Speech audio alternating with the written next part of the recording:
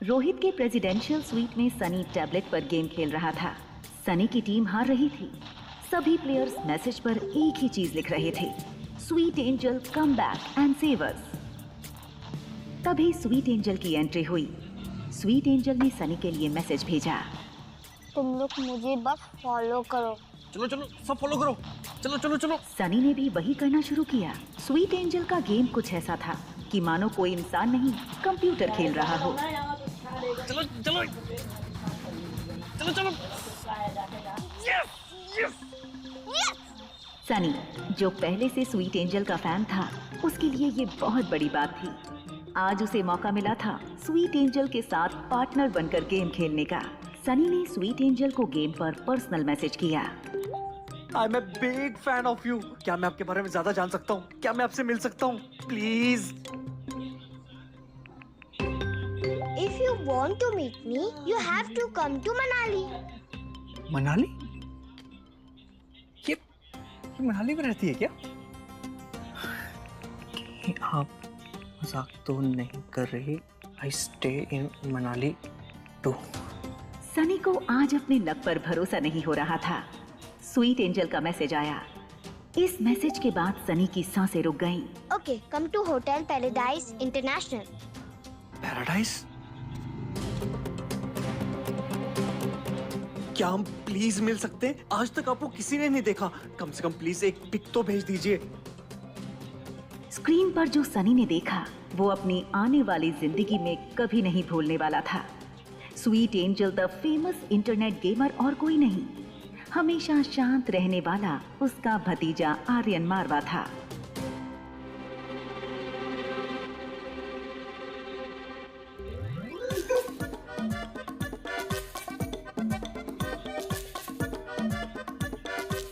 गुरुदेव। चाचू आप क्या कह रहे हैं? छोड़ दीजिए। चाचू मत कहिए सर, चाचू मत कहिए। आप कौन हैं और हम मनुष्यों के बीच में क्या कर रहे हैं? आर्यन को पता था कि सनी काफी अजीब बातें करता है, मगर आज कुछ ज्यादा ही अजीब थी। चाचू मैंने ऐसा क्या किया? आप ऐसा क्यों कह रहे हैं? मान गया गुरु, मान गया। हमेशा शांत और चुपचाप क्यों रहते हो? इसका राज आज पता चल गया। आपका पढ़ाई में मन क्यों नहीं लगता है? आपको लोगों से मिलना क्यों नहीं पसंद है? हमेशा इस रूम की चार दीवारी में क्यों कैद रहते हो? आज इस मूर्ख बालक को सब पता चल गया गुरु। मैं समझ सकता हूँ। इतनी सी उम्र में इस लेवल तक पहुंचने के लिए जो डेडिकेशन और हार्डवर्क चाहिए ना, वो इस पढ़ाई से तो नहीं हो सकता। बाकी तो मैं सब समझ गया गुरु। मगर ये बताओ, ये सब तुम करते कब हो?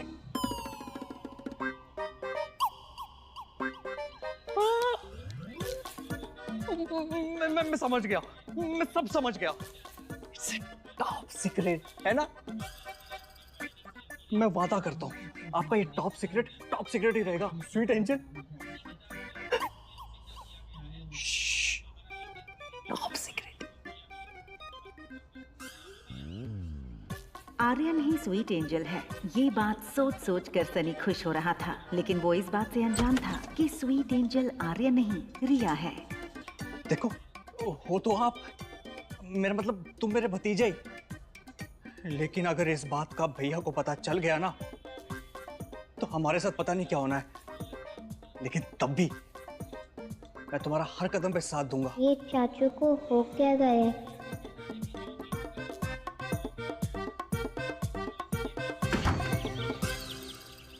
बेटा, मेरा ना फोन खराब हो गया है। वो स्पेयर फोन कहीं देखा है क्या? मम्मा उसमें नहीं, उस कबर्ड में है। मिल गया। मम्मा मैं नहीं होती तो आपका क्या होता? तभी तो आपकी मम्मा आपके साथ रहती हैं। मम्मा फोन बहुत इम्पोर्टेंट है।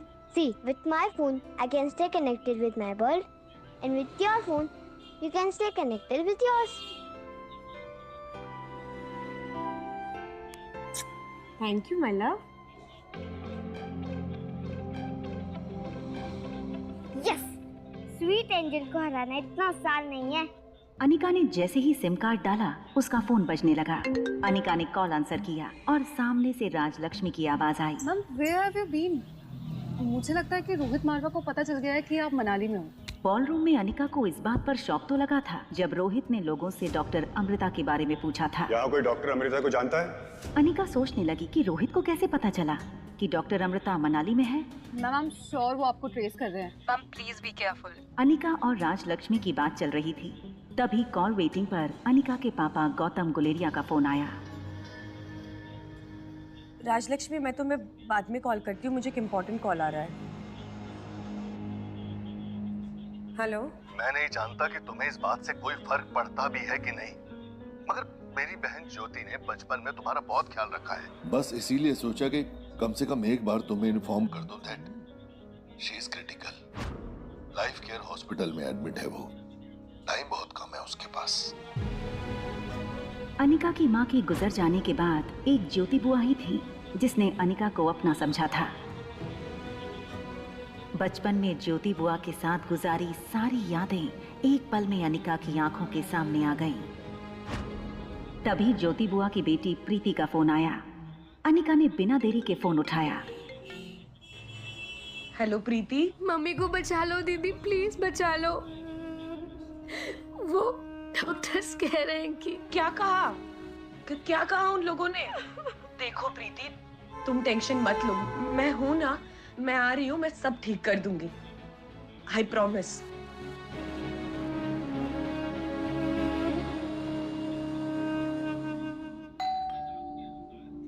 सनी ने आईवीआर से देखा आर्यन की टीचर मिस मैरी आई थी। मेरा भतीजा इतना बड़ा गेमर है और ये मैडम उसे पढ़ाकर आर्यन और अपना दोनों का टाइम वेस्ट कर रही है। Okay. Welcome teacher, may you have a good training session. Miss Mary ने सनी को गुस्से से देखा। सनी का बिहेवियर आज उसे कुछ अलग लग रहा था। Listen, I don't want any disturbance when I'm with my student. Okay? Okay teacher. Mary जब बेडरूम में आर्यन की तरफ मुड़ी तो उसका सारा गुस्सा शांत हो गया। उसने आर्यन को एक बड़ी प्यारी मुस्कान दी, लेकिन टीचर की स्माइल देखकर आर्यन का चेहरा बिल्कुल उदास हो गया।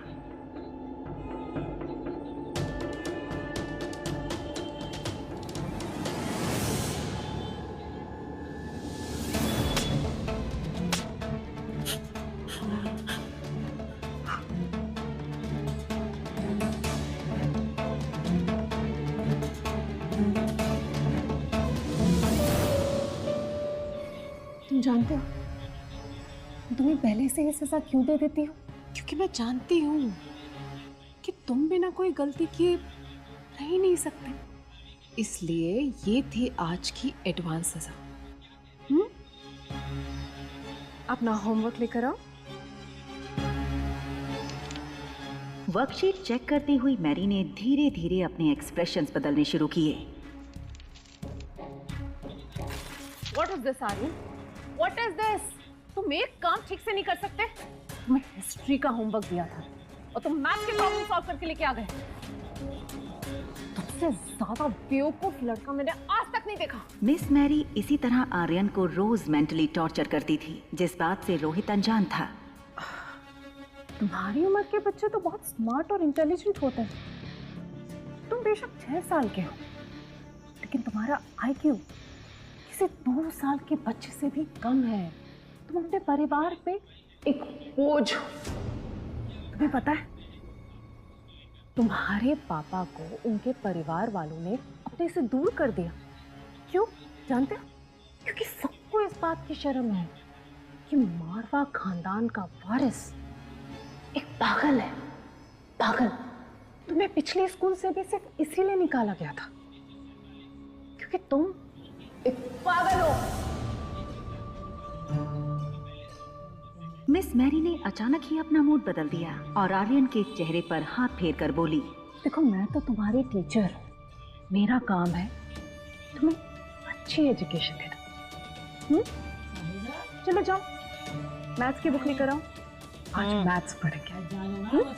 जाओ जाओ। लगा रहा हूँ, मत बोलना।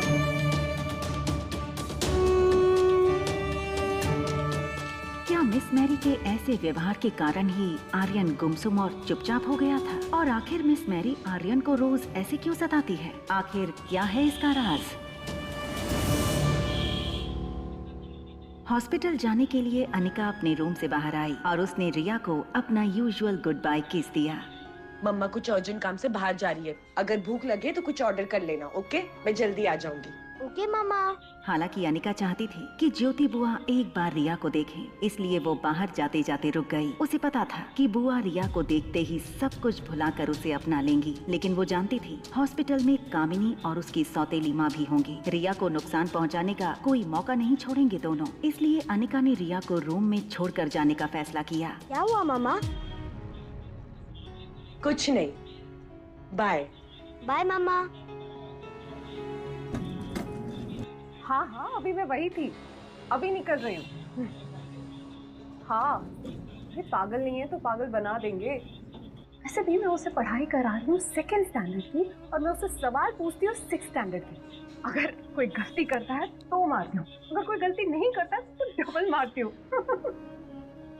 और अगर गलती से मार खाते वक्त उसके मुंह से कोई आवाज निकल जाए ना, तो मैं उसको उसकी नानी याद दिला देती हूँ।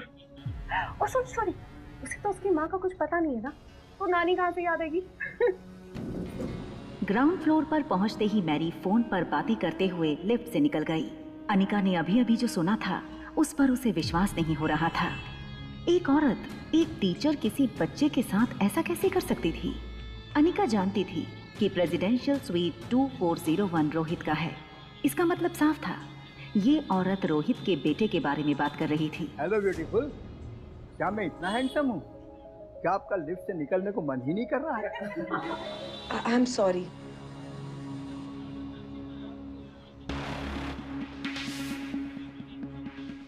होटल लॉबी में अनिका ने देखा रोहित मारवा कुछ फॉरेन डेलीगेट्स के साथ कॉन्फ्रेंस रूम की ओर जा रहा था।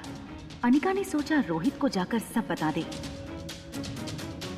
सॉरी मैम, आप आगे नहीं जा सकते।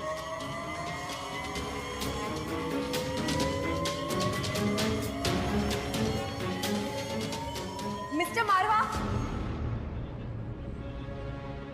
your son is in danger. He needs help.